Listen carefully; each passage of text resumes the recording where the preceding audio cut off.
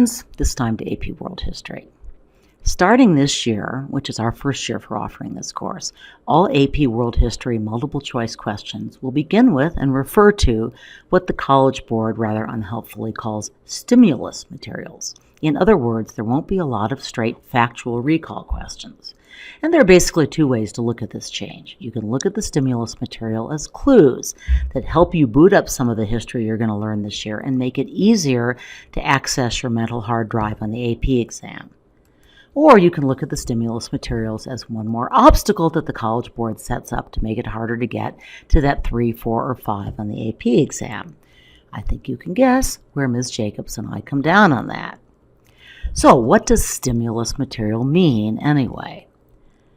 Well, sometimes the stimulus is going to be a segment from a primary source. So here, for example, is the stimulus for 4 actual College Board questions that are going to appear on your first unit test. Now, don't start copying them frantically.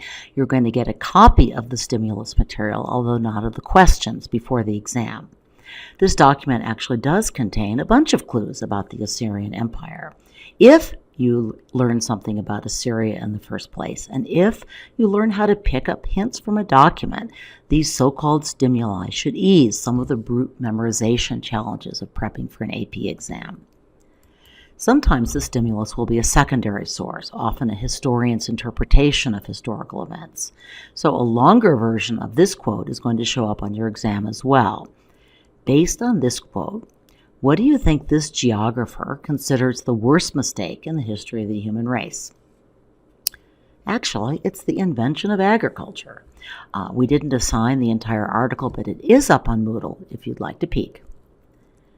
Sometimes the stimulus will be a work of art or of architecture. So here's one for my former art history students. What is this, and what clues might it offer about its culture? Well, it's a little portion of the war side of the Sumerian Standard of Ur. It tells you, among other things, that the Sumerians had war vehicles, and in fact, this is the first historical record we have of any such thing. The animals were not horses. They were probably a kind of donkey. Horses wouldn't be introduced into Mesopotamia from Central Asia for another 600 or so years. Note, too, that the wheels don't have spokes.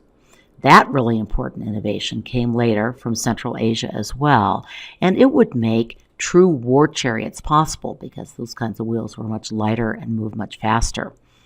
The Hittites, armed with spoked wheel war chariots, would overrun Mesopotamia in the 18th century BCE, so stay tuned.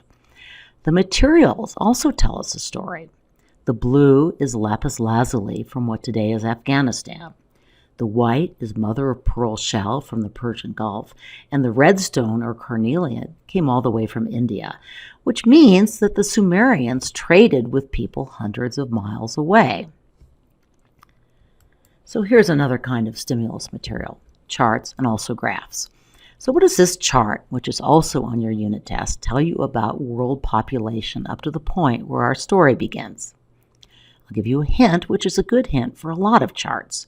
Pay attention to the intervals. Well, what you see is that all but one of the rows represents an increase of about 1 million people. But take a closer look. It took 700,000 years for world population to reach 1 million from about 100,000. And of course, these are all guesses. It took another 275,000 years, or about a third of that time, to get up above 3 million. It took 15,000 years, or about 1/50th of that time, to get up to 4 million, and it took only 3,000 years to get to 5 million. And that suggests something rather important happened around 8,000 BCE. And yes, 8,000 BCE is in fact the approximate date that archaeologists give for what is called the Neolithic Revolution, or the onset of agriculture. So let's detour back to our secondary source. Does the chart contradict Diamond's claim? Not necessarily. Diamond acknowledges that women are producing more babies. He just doesn't think it's good for their health. And what's so great about population increase anyway? Actually, there are good answers to that question. Can you think of any?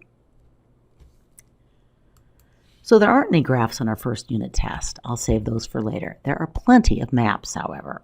So what do you think this map might show? And I'll give you another hint. I've already talked about it. This is an approximate historical map of the spread of the spoke-wheeled chariot between the years of 2000 and 500 BCE. Notice how quickly this technology spreads within Asia and how long it takes to get to Northern Europe. Notice, too, that we see spoked-wheel chariots show up fairly quickly in the Indus Valley of India and the Yangtze Valley of China, two other centers of early civilization we'll be talking about in the next few days. Basically, victorious civilizations acquired the spoked wheel and horse-drawn chariots. Otherwise, they got taken out of the game. So here's a more mysterious map. I added the circle more or less in the area of the Levant, that's the eastern shore of the Mediterranean, where agriculture first emerged, and Mesopotamia, which is further east. Basically, if you'd extend that circle down into the lower right-hand corner of this slide, you'd get to Mesopotamia. So this is what topography looked like almost at the end of the Ice Age, and those mixed coniferous deciduous forests and meadows were great places for big game to hang out. And here's what it looked like 1,000 years later in a period of global cooling that climatologists call the Younger Dryas period. So what in the world might this have to do with the emergence first of agriculture and then of civilizations? Well, we don't know for sure about any of this. We're relying on archaeological evidence, but one theory is that sudden drying and cooling killed off a lot of the big game and forced populations of hunter-gatherers into smaller spaces on the edges of the desert. Fewer woolly mammoth steaks, more mouths to feed in a smaller space. What is a Paleolithic family to do? Well, maybe they need to start paying more attention to those seeds that have been sprouting accidentally by the garbage dump. Here's another map, this time showing rainfall. Note that the darker purple means more rain. And here's the same map. Here's a map showing the spread of agriculture in the Middle East. Note that the darkest green is the area that I call the Levant. Today that would be Israel, Lebanon, etc. So let's put the two maps together. What do they suggest? Well, not surprisingly, agriculture seems to have gotten its start in areas where rainfall was heaviest and most reliable. But here's a tougher question. Why might urban civilizations, by that I mean organized cities and not just Neolithic agricultural villages, have arisen not in the Levant, but in Mesopotamia to the east and Egypt to the west, both of which had much lower rainfall? Well, these two regions, as the map shows you, had rivers, a plentiful source of water, but only if it was channeled and controlled. River valley silt is very, very fertile, but it has to be wet. And to get it and keep it wet usually means taming those rivers and creating irrigation channels. That kind of large-scale public work project demands organization and cooperation, even coercion. Presto, enter the state.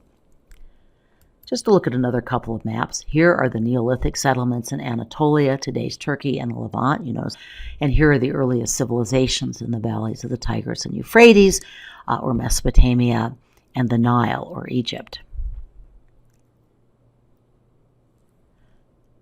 One more map, if we have time. So what's this showing? It's a little hard to read. I think I may have cut off the top of that. But basically, it shows how hard it is to get from one region to another. The red are areas that are very difficult to pass, such as deserts and high mountains.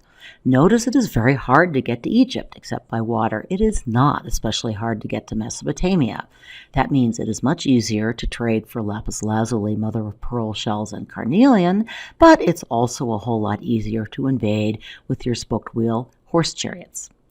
We're going to practice a lot more with primary and secondary sources, charts, graphs, and maps. Consider this just your first nibble.